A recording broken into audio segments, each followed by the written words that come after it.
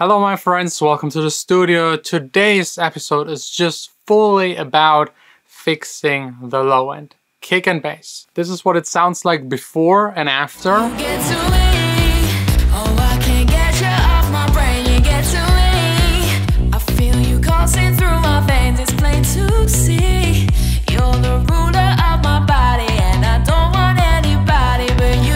If you didn't hear any difference, then maybe wear headphones or listen to it in your studio.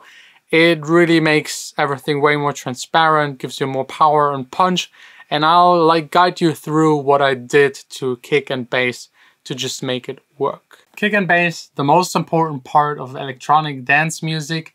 This song right here, the first version you heard, that's the one that I made during the weekend at home with headphones, and I was just trying to come up with something that I like. So first, let's start with the kick. It's a very, very, very important part in electronic dance music.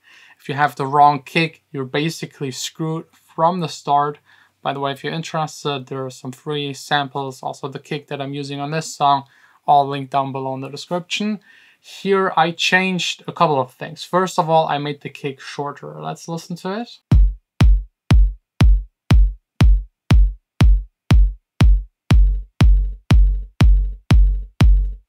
The original kick had a bass tone to it, which depending on the tempo, the style of music, your bass line, you might actually want to leave in there.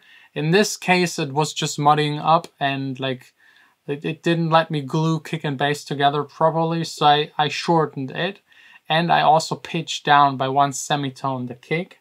If we now really quick check the analyzer, you can see at what kind of frequency the kick is hitting.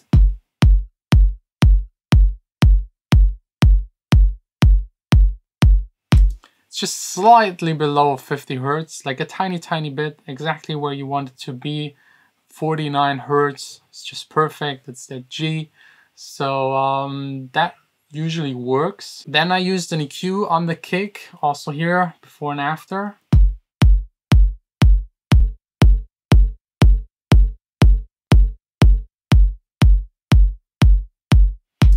It's just a slight cleanup. The 500 Hertz frequency didn't sound that well, and I cut the kick actually at 31 Hertz. That's debatable. Some people cut their kicks, some don't.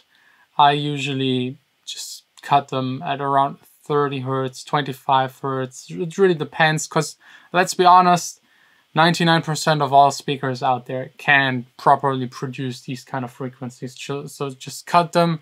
Gives you more room and you can make your song a little bit louder. Then for the sub bass, I just use a sine wave.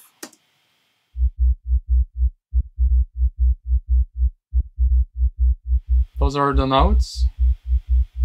Just a very simple groove, very, very low frequencies. I even cut the high frequencies away because sometimes you have a click in there or something, so just get rid of it.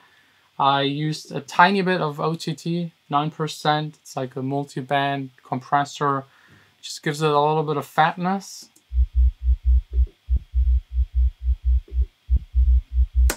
It's just a hint. Next up, I have a gain plugin on there. I put it in mono. It's just there to put it in mono. That's something you can ignore. I'm just doing this because I'm routing it through a summing device, and having kick and bass and mono through it just centers it really nicely. And then very, very important, there's no way to make electronic music without it, sidechaining. Using here the LFO tool, very, very important. Also duck the end, because you want to make sure the bass is lowered before the very, very first transient attack of the kick. You want it to stay and be audible alone. If you don't do that, it will happen that every kick sounds different, because every kick is getting a tiny bit of bass or some other elements there. Basically, if you print kick and bass and look at the waveform, every single kick should look the same and be alone. So make sure the sidechain triggers before the kick actually hits. So let's listen together to kick and bass.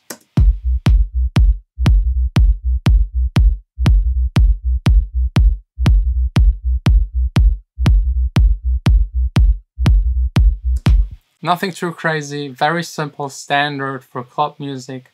I love to have the bass separated from the actual audible bass, like the sub bass, so you have more control. I can now tweak, EQ, sidechain the very low frequencies differently. I can sidechain them heavier and have the top bass less sidechain, so you don't have like that ducking effect too much in there, the pumping. The main bass, let's play that.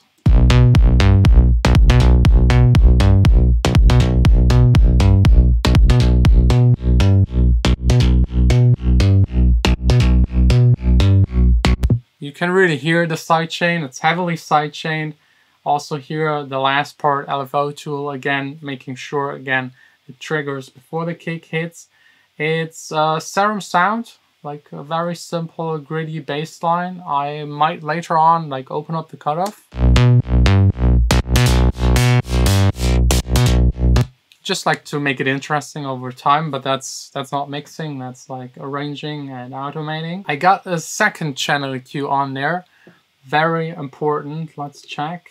Yeah, I got two. So one is cutting away everything below 50 Hertz, because I have the sub there. I don't need two sub frequencies. This could actually go even higher to maybe 80. Really depends on the key your song is and the notes that are being played. And then I got a second EQ, and you can see this one is in side only mode. So it does only affect the sides of the bass. Let me actually play you the bass without that EQ, because it's such a huge difference. Let's also open up Span really quick. So if you're listening to this on bad speakers or on your phone, so you can actually see what's happening.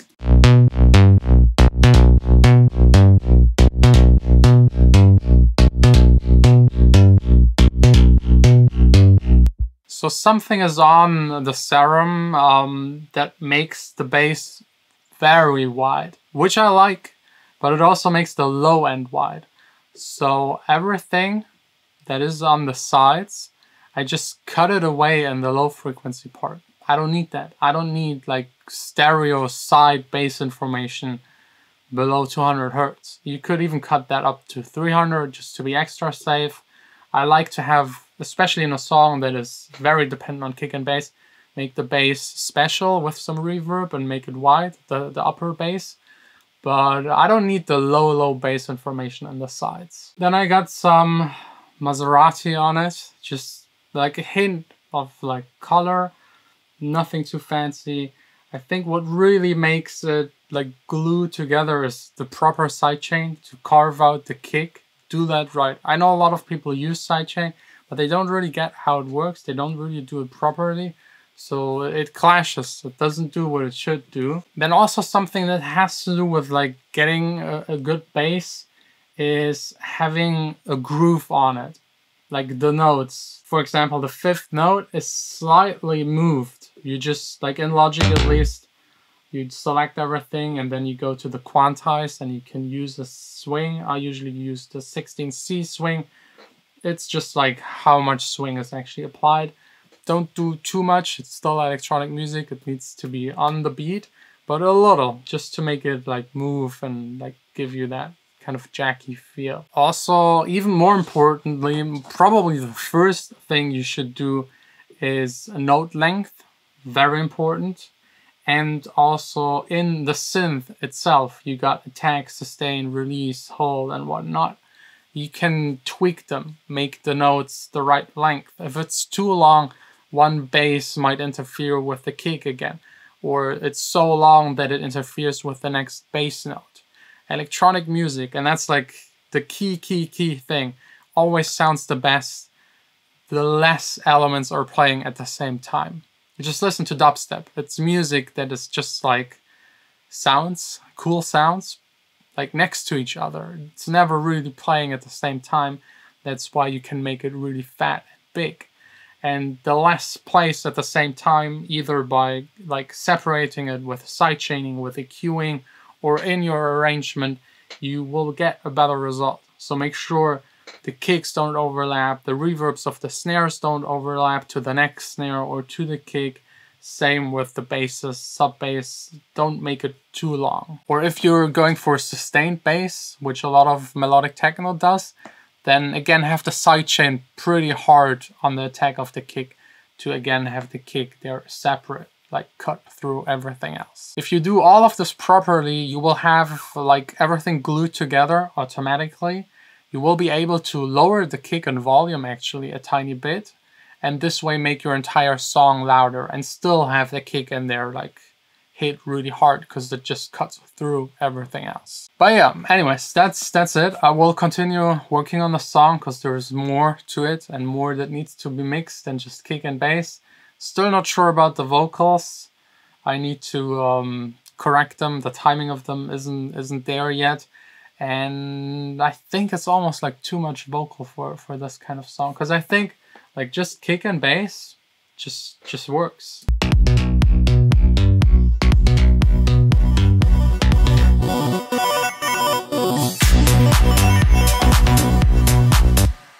I love these effects. If you're interested, let me know in the comments. I'll show you in another video how I made them.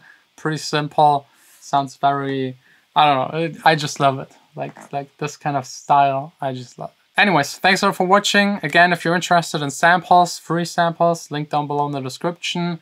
And we'll see us tomorrow back again here in the studio. We'll probably do a small, quick, dirty Q&A because I'm extremely busy at the moment with the upstairs studio build. It's like very chaotic, but I'll share it once I get there.